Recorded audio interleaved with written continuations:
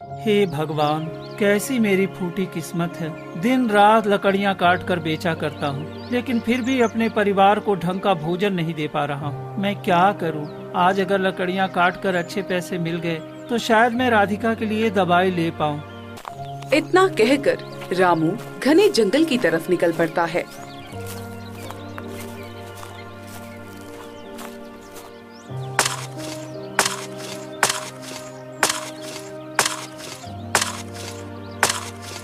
कुछ देर बाद वो लकड़ियाँ लेकर गांव की तरफ आता है। लकड़ियाँ ले लो, लकड़ियाँ, सूखी मोटी लकड़ियाँ ले लो, बहुत अच्छी लकड़ियाँ हैं। देख लो भाई, जलाने में बढ़िया, खाना पकाने में काम आएगी ऐसी मजबूत और अच्छी लकड़ियाँ और कहीं नहीं मिलेंगी। ले लो, मौका हाथ से जाने न दो। तभी सेठ हरिदास पास आता है। अरे रामू, तू भूल गया क्या?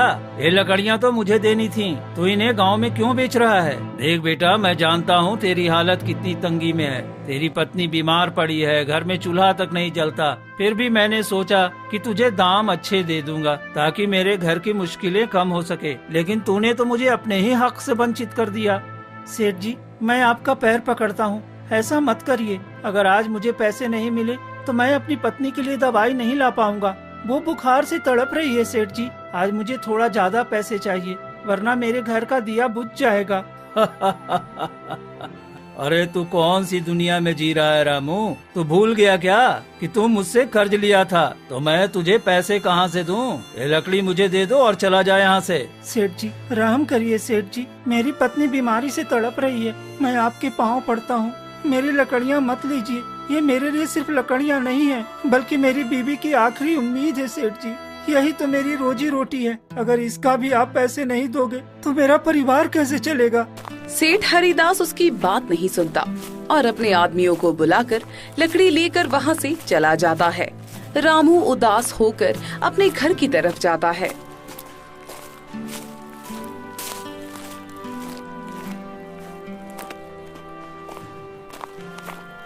क्या हुआ जी? आज लकड़ियाँ बिकी कि आप फिर से खाली हाथ आए हैं?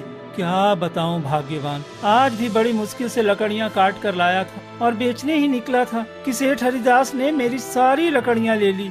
अब हम क्या करें जी? सेठ से हमने जो कर्ज लिया था उसी वजह से वो हमारी सारी लकड़ियां ले लेता है। ऐसे तो ना हम कर्ज चुका पाएंगे और ना ही हमारा घर ठीक से चलेगा। हम तो भूख और बीमारी से ही मर जाएंगे जी। हाँ राधिका, अब हम क्या करें? ऐसा लगता है जैसे सारी उम्मीदें छिन गई हैं और हमारे पास कोई भी रास्ता ही नहीं बचा है। एक और सिर्फ अंधेरा ही अंधेरा है और अब दिल बस टूटता जा रहा है। तभी राधिका बीमारी की वजह से खांसने लगती है। क्या हुआ? तुम्हारी खांसी फिर से बढ़ गई है क्या राधिका? रुको, मैं तुम्हें जड़ी बूटी देता हूँ।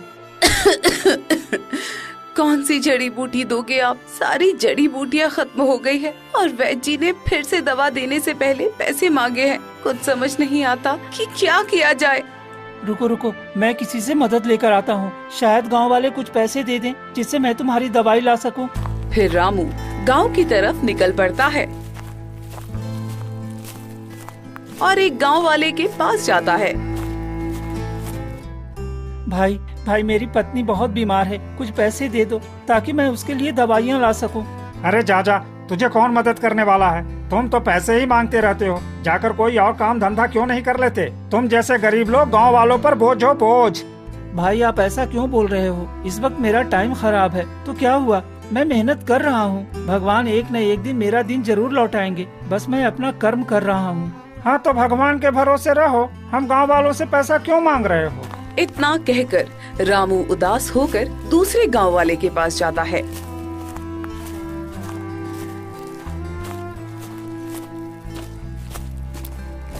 भाई, मेरी पत्नी बहुत बीमार है, कुछ पैसे दे दो ताकि मैं उसकी दवाई ला सकूं।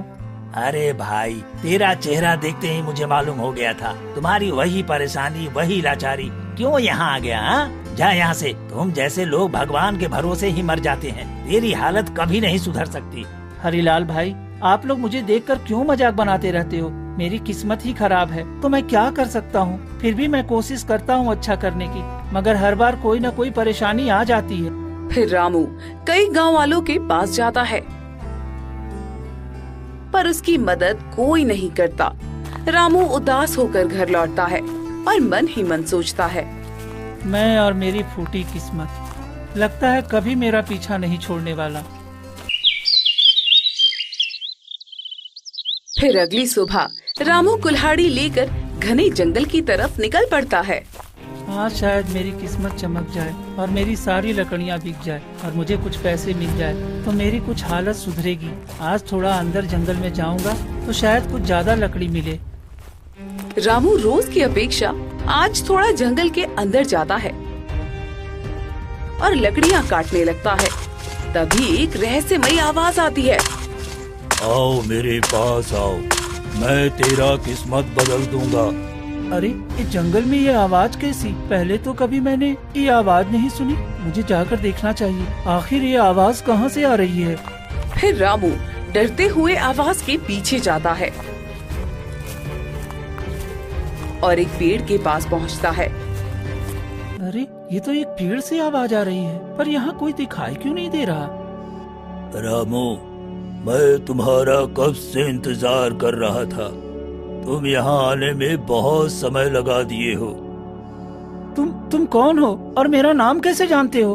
तुमने कई साल पहले एक मरे हुए हिरण का अंतिम संस्कार किया था। मैं उसी का रूप बोल रहा हूँ। अच्छा अच्छा, तो तुम वही हिरण की आत्मा हो। बताओ, मैं तुम्हारी क्या मदद कर सकता हूँ? तुम मेरी कुछ मदद मत करो, मैं तुम्हारी मदद करने आया हूँ। तुम इतने नेक और सच्चे हो, फिर भी तुम दर दर भटक रहे हो और तुम्हारी पत्नी बीमारी से तड़प रही है। मुझे ये देखा नहीं गया, इसीलिए मैं तुम्हें कुछ देना चाहता हूँ। तभी हिरण के सामने से एक जादुई बीज प्रकट होता है। ये जादुई बीज तुम ले जाओ और अपने आंगन में लगा दो। ये तुम्हारा दुख दूर करेगा और सोने की सब्जी देगी। इससे तुम बहुत अमीर हो जाओगे। लेकिन शर्त ये है कि इसे केवल निस्वार्थ भाव से बोना है और लालच कभी मत करना, वरना इसका बुरा प्रभाव पड़ेगा। तुम नेक दिल इंसान हो, इसलिए मैं तुम्हें दे रहा हूँ। नहीं तो यहाँ एक से एक वीर इस बीज के लिए अपनी जान गंवा दिए, लेकिन वो प्राप्त नहीं कर सके। ठीक है, आपने मेरे लिए इतना कुछ सोचा, यही आपका बहुत बड़ा एहसान है। फिर रामू वो बीज लेकर घर आता है और मन ही मन सोचता है, लगता है अब मेरे सारे कष्ट दूर हो जाएंगे और मेरी पत्नी भी, जो कि इतने दिनों से बीमार थी, लगता है अब ठीक हो जाएगी। रामू जैसे ही बीज लेकर आता है, तभी हरिदास सेठ उसे देख लेता है। अरे ओ रामू, कहाँ जा रहा है? और ये तुम्हारे हाथ में क्या है? तुमने मुट्ठी में क्या रखा है जो इतना चमक रहा है? कुछ नहीं सेठ जी, ये तो बस कुछ नहीं है। ये जरूर मुझसे कुछ छुपा रहा है। रुक जा, मैं तुम्हें इसका सबक सिखा कर रहूंगा। फिर रामू जैसे तैसे वहाँ से भाग जाता है। हरिदास सेठ गांव के चौपाल पर जाता है। अरे सुना तुम लोगों ने, मैं रामू को कुछ छुपाते हुए हाथ में देखा है। जरूर जंगल से उसे कुछ ऐसा चीज मिला है जो वो अकेले हड़पना चाहता है। हमारे ख्याल से उसे कोई जादुई बीज मिली है जो वर्षों से जंगल में थी। लगता है ये वही है। ये तुम क्या कह रहे हो सेठ जी? अगर ऐसा कुछ हुआ तो वो तो बहुत अमीर हो जाएगा। नहीं, ऐसा मैं होने नहीं दूंगा। चलो हम सब मिलकर वो बीज उससे छीन लेंगे। वो तो कुछ कर भी नहीं पाएगा। उसकी क्या औकात कि वो मुझे मना कर सके? हाँ, भला वो अकेले अमीर क्यों बनेगा, हम भी बनेंगे। इतना कहकर सभी गांव वाले रामू के घर पहुंचते हैं। अरे ओ रामू, तुम कोई जादुई बीज जंगल से लेकर आए हो, चलो हम सबको दे दो। नहीं, आप ये क्या कह रहे हो? ऐसा कुछ नहीं है, मैं जंगल से कुछ नहीं लाया हूँ। मैं खुद देखा हूँ तुम्हारी मुट्ठी में चमकता हुआ कोई चीज। वो जादुई बीज हो सकता है। तू नहीं देगा तो बहुत पछताएगा। सेठ जी, आप कुछ भी कहो, मैंने ऐसा कुछ नहीं किया है। देख ले, अगर हमें पता चल गया कि तुम्हारे पास है तो देखना, हमसे खराब आदमी तुम्हें नहीं मिलेगा। सभी गांव वाले वहाँ से चले जाते हैं, लेकिन सेठ हरिदास मन में सोचता है, तुम बहुत झूठ बोल रहे हो। मैं भी कोई कम नहीं हूँ। मैं तो वो जादुई बीज लेकर ही रहूंगा, चाहे तुम्हारी जान ही क्यों न लेनी पड़े। रामू बीज को सुरक्षित अपने घर में रखता है। क्या हुआ जी? ये भीड़ कैसी थी? अरे कुछ नहीं, बस हमारी अब किस्मत बदलने वाली है। हमारी किस्मत बदलने वाली? ऐसा क्या हो गया है? ठीक है, बस तुम देखती जाओ। फिर रामू बीज अपने आंगन में लगा देता है। फिर रात को रामू अपनी पत्नी से कहता है, देखो राधिका, भगवान ने चाहा तो सुबह को कुछ चमत्कार हो सकता है और हमारी किस्मत बदल सकती है। हाँ जी, अगर ये सही बात हुई तो हम लोगों का दुख खत्म हो जाएगा।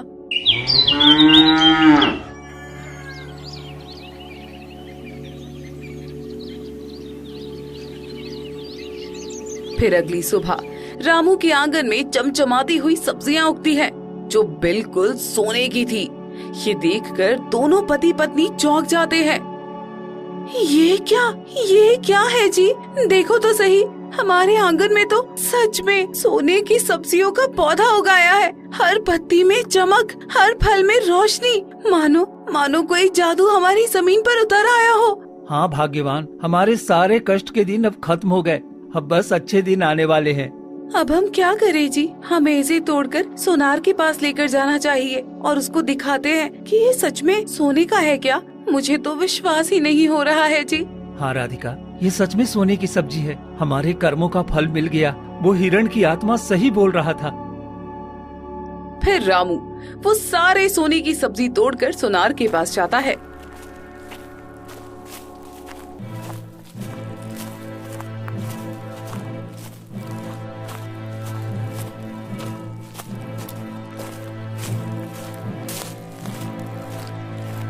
सोनार जी, ये सब्जियां सोने की है, आप इसे रख लें और इसकी कीमत मुझे दे दें। अरे इतनी कीमती सोने की सब्जी तुम्हारे पास ये सब कहाँ से आ गया? हाँ, कुछ नहीं, बस वो मेरे घर में वर्षों से रखा था। इस समय काम अच्छा नहीं चल रहा है, इस वजह से मैं लेकर आया हूँ बेचने के लिए। सोनार रख लेता है और पैसे रामू को दे देता है।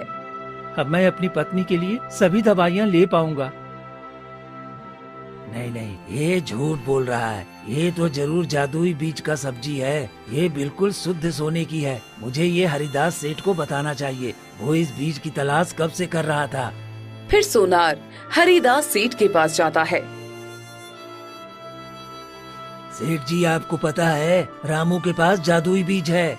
ये तुम्हें कैसे पता? उसके पास जादुई बीज है? उसने आज सोने की सब्जियां मेरी दुकान में बेचने आया था और कह रहा था कि वर्षों से रखा हुआ था। वो इतना गरीब है, फिर इतना सारा सोना उसके पास कहाँ से आ सकता है? तब तो आज रात को ही मैं उसके घर जाकर वो सारा सोने का सब्जी चुरा लूंगा। तुम देखते जाओ, अब मैं क्या करता हूँ। ठीक है, हम चलते हैं। मैंने आपको ये खबर दे दी, अब आगे जो करना है वो आपकी मर्जी है।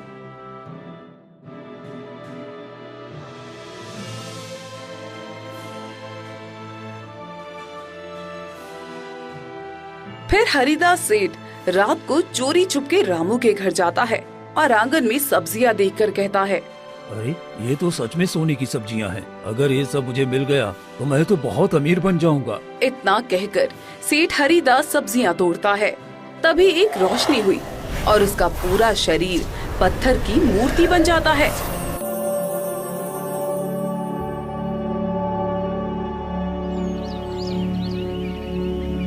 फिर जैसे ही सुबह होती है तो रामू देखता है कि सेठ हरिदास पत्थर का हो चुका था। ये क्या हो गया? हे भगवान, नहीं, ऐसा नहीं होना चाहिए था। ये तो हरिदास सेठ है और ये पूरी तरह से पत्थर की मूर्ति बन गया है। हे भगवान, ये क्या हो गया? मैं ये नहीं चाहता कि मेरी वजह से कोई पत्थर हो जाए। हाँ जी, ये तो बहुत बुरा हुआ, ये नहीं होना चाहिए था। तभी ये बात पूरे गांव में फैल जाती है। अरे तुमने देखा, हरिदास सेठ ने चोरी चुपके रामू के घर जाकर जादुई बीज की सब्जी तोड़ने गया था और सुना है वो पत्थर की मूर्ति बन गया। हाँ, लालच का फल हमेशा बुरा होता है। अरे जो जैसा करता है उसे वैसा ही फल मिलता ही है। लेकिन भाई ये ठीक नहीं है, हमें ये खबर महाराज को जाकर देनी होगी। इतना कहकर वो गांव वाले वहाँ से निकल पड़ते हैं और दरबार पहुँचते हैं। कहो, क्या खबर लेकर आए हो? गाँव में सब ठीक तो है ना? महाराज, गांव में एक रामू नाम का गरीब लकड़हारा है। उसके घर में जादुई पौधा है। वो पौधा सोने की सब्जियां देता है। क्या सच में ये वही हिरण का रहस्यमय बीज तो नहीं है जिसको पाने के लिए कितने राजा महाराजा खत्म हो गए, लेकिन उस रहस्यमय बीज को प्राप्त नहीं कर पाए? अगर ऐसा है तो वो पौधा हमारे राजमहल में रहे तो मैं बहुत शक्तिशाली राजा बन सकता हूँ। किसी भी चीज की कोई कमी नहीं होगी। हाँ महाराज, सेठ हरिदास बोल रहे थे कि वो जादुई बीज है जो रामू जंगल में पाया था। ठीक है, तो तुम मेरे साथ चलो और उसका घर मुझे बताओ। मुझे उसके पास जाना है, उस पौधा और बीज को प्राप्त करना है। हाँ महाराज, क्यों नहीं, चलिए मैं आपको उसके घर ले चलता हूँ। ठीक है, चलो हम आज ही उसके यहाँ चलते हैं। फिर महाराज कुछ सैनिकों के साथ रामू के घर पहुँचते हैं। महाराज, आप यहाँ सब ठीक तो है ना? मुझे पता चला है कि तुम्हारे घर में एक जादुई पौधा है। उसका बीज कहाँ से लाए हो? मुझे भी वो बीज लाकर अपने महल में लगवाना है ताकि राज्य का खजाना कभी खाली ना हो। महाराज, मुझे ये घने जंगलों में मिला था। एक हिरण की आत्मा ने मुझे ये जादुई बीज दिया था। ठीक है, मैं भी वो जादुई बीज लेकर ही लौटूंगा। मैं अभी जंगल की ओर निकलता हूँ। इतना कहकर राजा सैनिकों के साथ घने जंगल की ओर चलता है।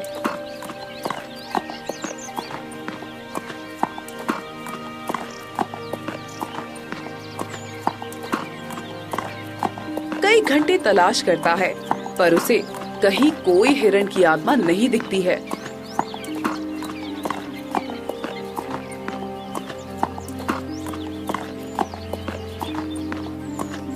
महाराज, यहाँ तो हमें कुछ नहीं मिल रहा। लगता है रामू लकड़हारा हमें धोखा दे रहा है। हाँ, यहाँ तो कोई भी हिरण की आत्मा नहीं दिख रही। लगता है मुझसे झूठ बोला गया। अगर ऐसी बात है तो उस लकड़हारे का सर कलम करवा दूंगा। राजा गुस्से में लाल होकर जंगल में चलता है। आसपास के कुछ बेजुबान जानवर दिखते हैं। राजा उन्हें क्रोध में मारने लगता है।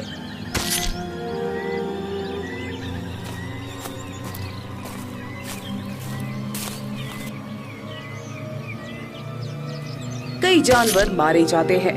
तभी एक साधु प्रकट होते हैं।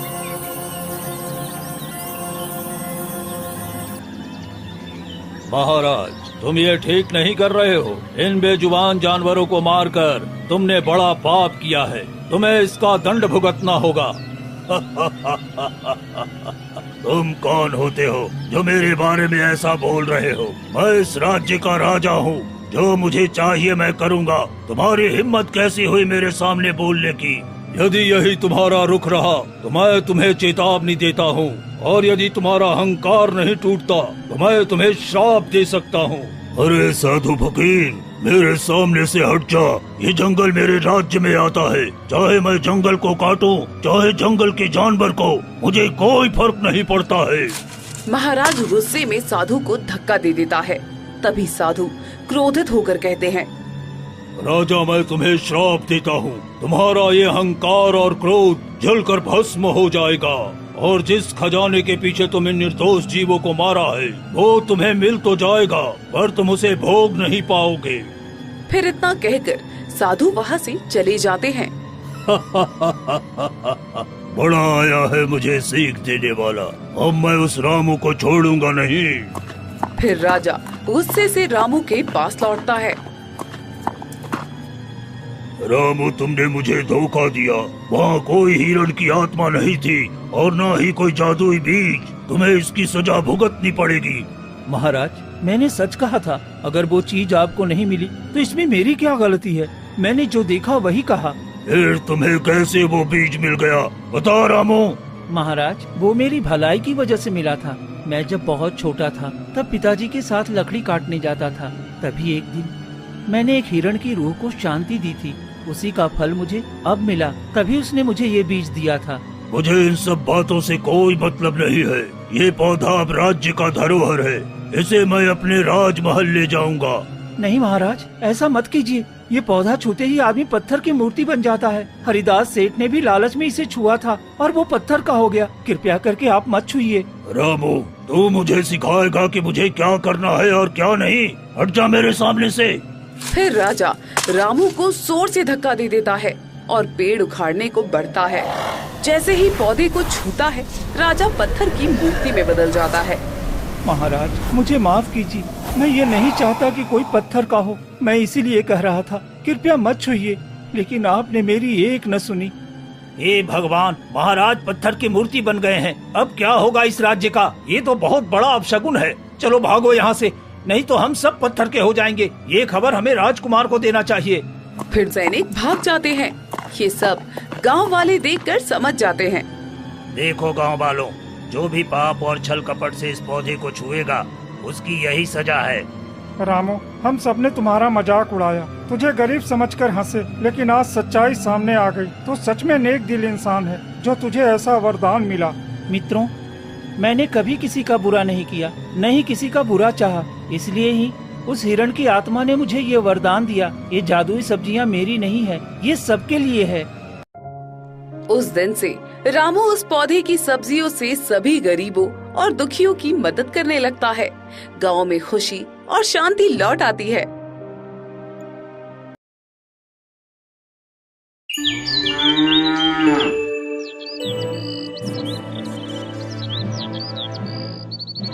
सुकूनपुर नाम का एक छोटा सा गांव था, जहां हरियाली से घिरा खेतों की खुशबू और लोगों के मीठे व्यवहार से प्रसिद्ध था। लेकिन आज सुकूनपुर में खुशियां कहीं खो गई थीं। गांव के लोग गरीबी, बीमारी और कभी कभार लालच के कारण एक दूसरे से दूर हो गए थे। मौसम बदलने की वजह से पूरा गांव बीमार हो चुका था। कभी गर्मी तो कभी ठंडी तो कभी बरसात की वजह से डेंगू और चिकनगुनिया, टाइफाइड, सर्दी जुकाम और फ्लू जैसी बीमारी फैल रही थी।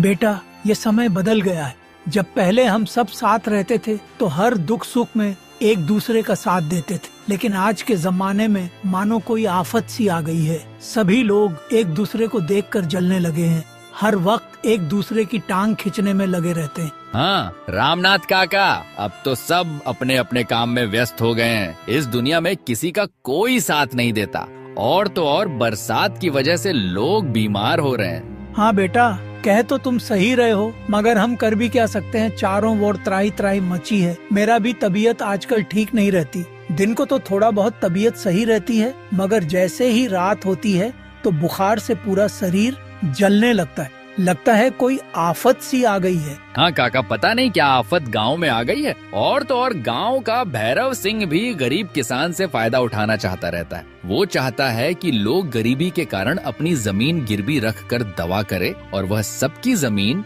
गलत तरीके से हड़प सके। सुकूनपुर के लोगों की मुख्य समस्या थी गरीबी। खेतों की फसलें खराब हो गई थीं और पानी की कमी ने गांव के लोगों को परेशान कर दिया था। बीमारी गांव में तेजी से फैलने लगी थी। एक रात रामनाथ काका, जो बस्ती के सबसे बुजुर्ग और ज्ञानी व्यक्ति माने जाते थे, अपनी खाट पर लेटे हुए दर्द से कराह रहे थे। उनकी बहू राधिका बेबस होकर उनके माथे पर गीली पट्टी रख रही थी। बाबूजी, मैं कल शहर डॉक्टर के पास जाऊंगी। आपकी तबीयत बहुत खराब हो रही है। आपका अच्छा से इलाज नहीं हुआ तो तबीयत और बिगड़ती जाएगी। मत जाना बहू, डॉक्टर की फीस और दवाइयों के लिए पैसे नहीं हैं। हमारी मेहनत का सारा पैसा तो बस 2 वक्त की रोटी में ही चला जाता है।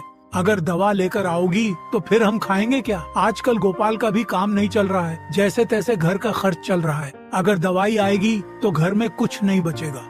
लेकिन बाबूजी, आप ऐसे हार नहीं मान सकते। हम कुछ तो करेंगे ही, लेकिन आपको ऐसी हालत में नहीं देख सकती। इसी पल पड़ोस के घर से एक और दर्द भरी आवाज सुनाई दी। यह सुक्खू की आवाज थी, जो अपने परिवार का पेट पालने के लिए दिन भर रिक्शा चलाता था। अब वह खुद बिस्तर पर पड़ा था। उसकी पत्नी कमला अपने पति के सामने बैठी थी। सुक्खू का शरीर बुखार से तप रहा था। अरे कमला, मेरा शरीर अब गवाही नहीं दे रहा है। लगता है कि अब जान नहीं बचेगा। आप चिंता मत कीजिए जी, सुबह होते ही मैं आपको डॉक्टर के पास लेकर चलूंगी। आप बिल्कुल सही हो जाएंगे। अरे पगली, हमारे पास इतना पैसा कहाँ है कि हम अपना इलाज करवा सके? हाँ, ये बीमारी तो फैलती जा रही है। अब मुझे नहीं लगता कि मैं बच पाऊंगा। जी, मैं कल सेठ भैरव सिंह के पास जाकर अपनी जमीन गिरवी रखकर पैसा लाऊंगी और आपका इलाज करवाऊंगी।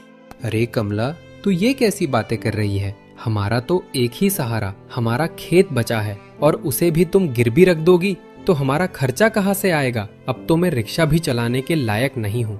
हाँ, शरीर बीमारी की वजह से कमजोर हो गया है। हाँ जी, आप तो ठीक कह रहे हैं, मगर हमें कुछ ना तो कुछ करना ही होगा। ठीक है, मैं कल कोई और उपाय करूँगी। इसी तरह हर घर की कहानी थी। किसी न किसी घर में कोई न कोई बीमार था। जैसे तैसे सुबह हुई।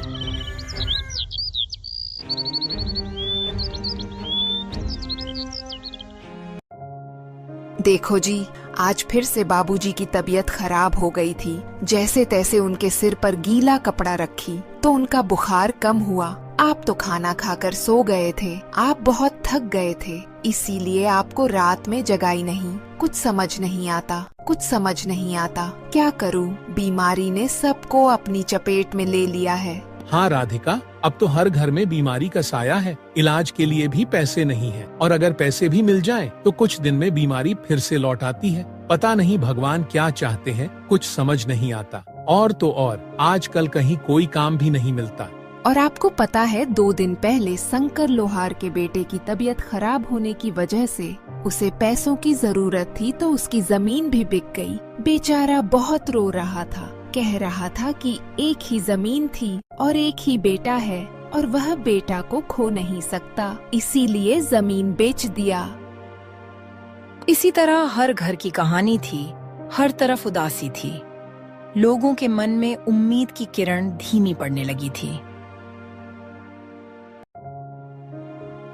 इसी बीच गांव के सबसे संपन्न आदमी में से एक था सेठ भैरव सिंह।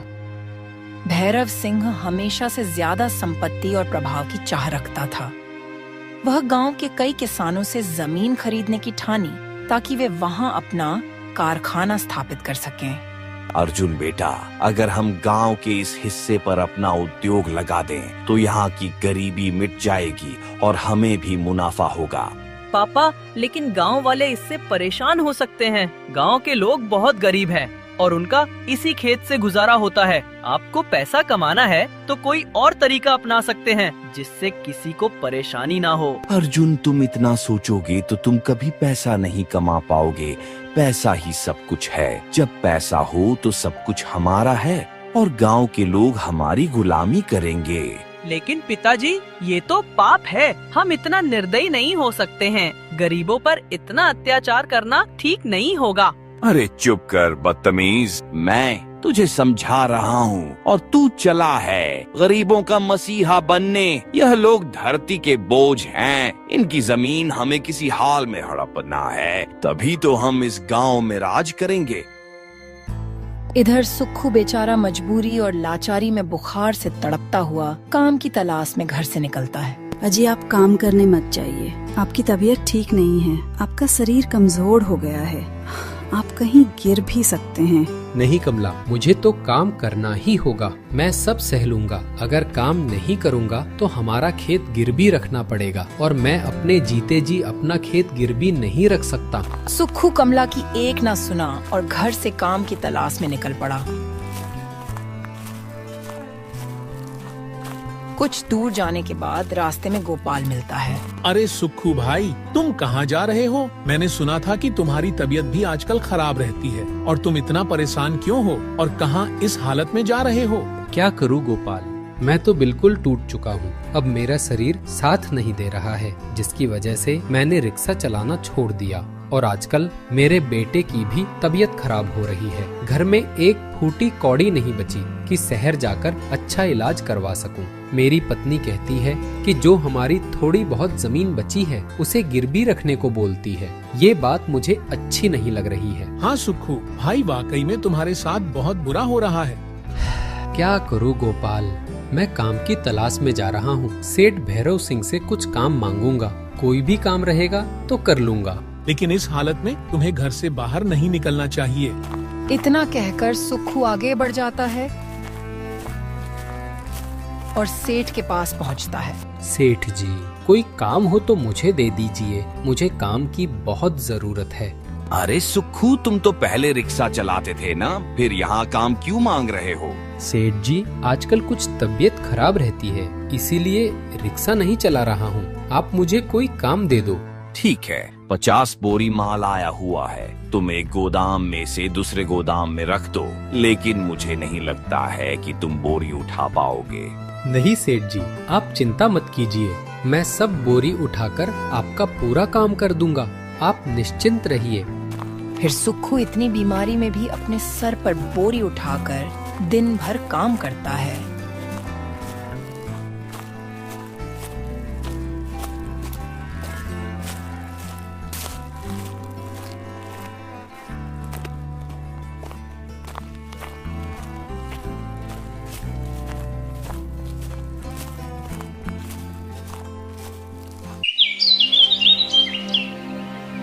जैसे तैसे समय बीतता गया, बीमारी की लहर तेज होती चली गई। एक दिन उस गांव में एक हरिया नाम के बुजुर्ग का बेटा पढ़ाई पूरी करके गांव आया। प्रणाम पिताजी, और बताओ क्या हाल है, सब ठीक है ना? हाँ बेटा, और बताओ तुम कैसे हो, तुम्हारी पढ़ाई खत्म हुई कि नहीं? हाँ पिताजी, मेरी पढ़ाई पूरी हो गई है, अब मुझे डिग्री मिल गई है। ठीक है बेटा, तुम हाथ पैर धो लो, चलो खाना खा लो, और बातें कल होगी, तुम दूर से आए हो, थक चुके होंगे।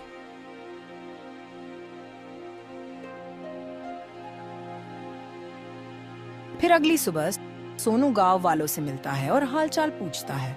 और गोपाल चाचा, क्या हालचाल है? घर और गांव में सभी ठीक तो है ना?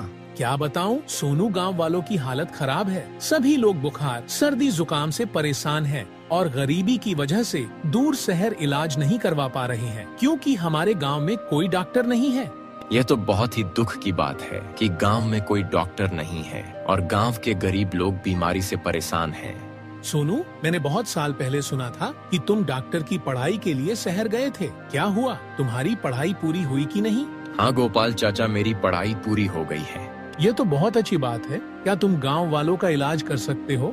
हाँ गोपाल चाचा, मैं पूरी तरह से दवाई दे सकता हूँ और बता सकता हूँ इस बरसात के मौसम में कौन कौन सी बीमारी होती है। देखिए, इस समय मौसम में नई खतरनाक बीमारी आई है जिसका इलाज अभी तक कोई भी खोज नहीं पाया है, लेकिन आप कुछ दिन इंतजार कीजिए, मैं कुछ उपाय करता हूँ। इतना कहकर सोनू वहाँ से चला जाता है। सभी गांव वालों के दिल में थोड़ी राहत सी महसूस हुआ।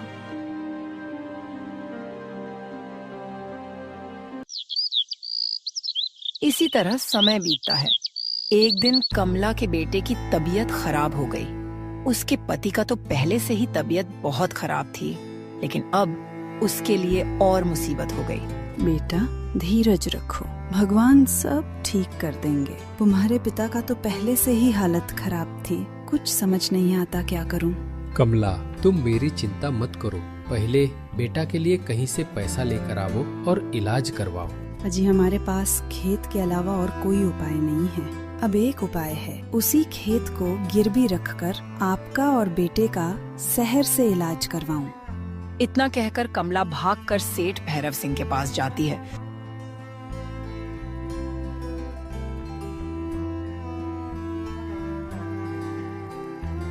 और विनम्रता से कहती है, मालिक, मुझे कुछ पैसे दे दो, मेरे बेटे और पति की तबीयत बहुत खराब है, उन्हें शहर के अस्पताल में इलाज करवाना है और अस्पताल में ज्यादा पैसा लगता है। देखो कमला, जैसे कि तुम जानती हो कि मैं इस तरह तुम्हें पैसे नहीं दे सकता हूँ। अगर तुम अपनी जमीन गिरवी रखो तो तुम्हें कुछ पैसे दे सकता हूँ।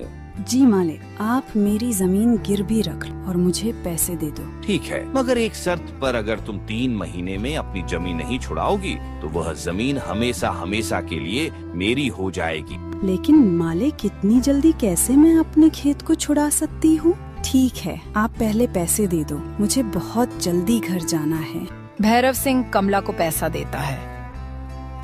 वह जल्दी से घर आती है।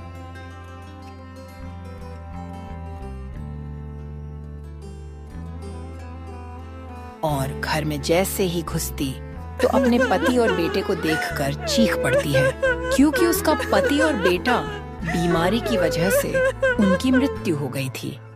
हे भगवान, ये क्या हो गया? मेरी पूरी दुनिया ही उजड़ गई। कमला रोती रही और अंदर से टूट चुकी थी। कुछ गांव वाले जुटे, उसमें सोनू भी था। वह यह देखकर अंदर ही अंदर बहुत दुखी हुआ। तभी रामनाथ काका बोले, कमला बेटी, रोने धोने से कुछ नहीं होगा। जो होना था वह तो हो गया, ये विधि का विधान है। अब हम तुम्हारे बेटे और पति का अंतिम संस्कार कर देते हैं। इसके बाद सभी गांव के लोग मिलकर उनका अंतिम संस्कार कर देते हैं।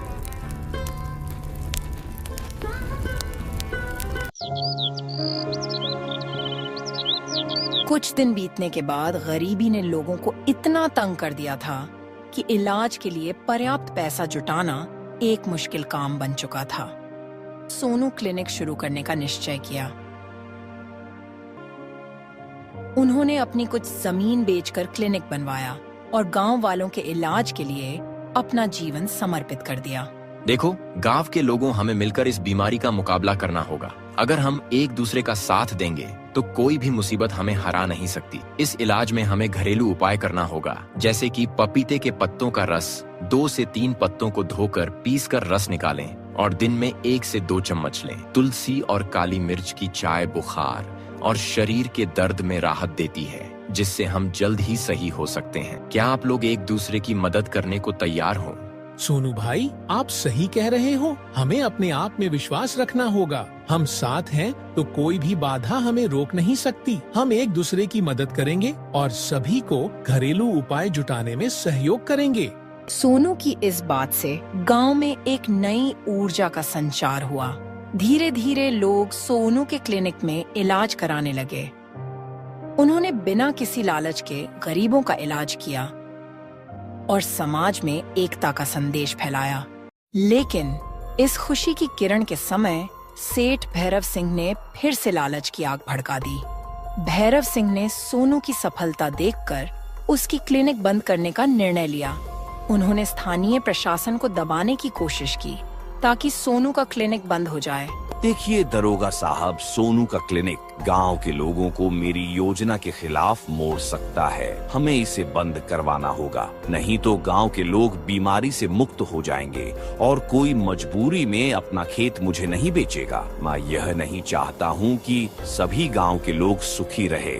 भैरव सिंह जी, लेकिन सोनू तो लोगों की भलाई कर रहा है। आप गाँव वालों को चैन से जीने क्यों नहीं दे रहे हो?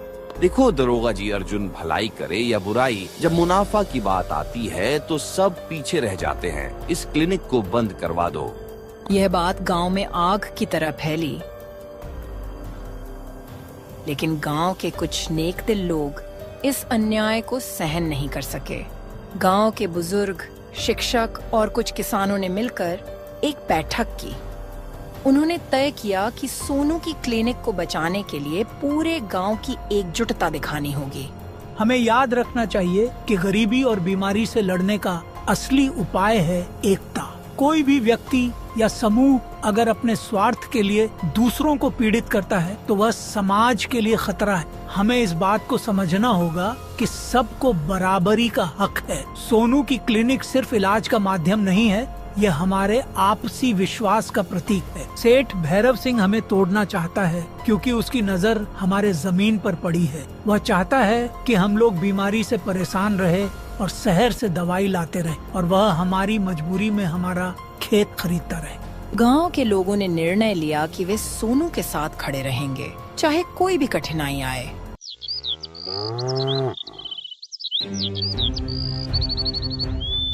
अगले दिन उन्होंने स्थानीय प्रशासन के सामने भी अपनी आवाज उठाई। कहो रामनाथ, क्या बात है?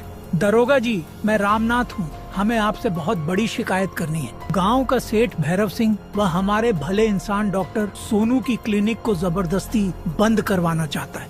दरोगा जी, मैं तो बस गांव के बीमार लोगों का इलाज करता हूँ। उनसे जितना बन पड़े उतना ही लेता हूँ और कभी किसी को बिना इलाज के लौट आता नहीं। मतलब सेठ गांव वालों की कमजोरी का फायदा उठाता है?